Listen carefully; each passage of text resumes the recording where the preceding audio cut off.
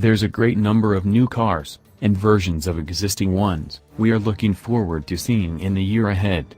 But for Bimmerphiles, the moment could not come any sooner for the forthcoming M2 competition.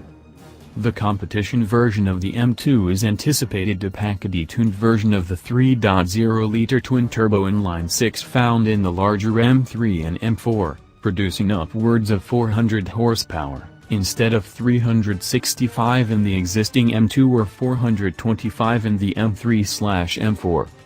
Expect upgraded suspension, brakes, and rolling stock to go with the power boost, giving the M2 an even sharper edge that's sure to please the most hardcore of enthusiasts. New colors such as Hockenheim Silver and Sunset Orange are also slated to be offered alongside Alpine White, Sapphire Black, Mineral Gray, and Long Beach Blue, pictured on the 2018 M2. BMW will commence production of the M2 competition in July, but now BMW blog reports that the model will be revealed sooner than that, in April, we're told. If that's right, we won't be seeing it at the 2018 Geneva Motor Show, which is scheduled to take place early in March, but we could see it in Beijing, which is set to open its auto show late in April.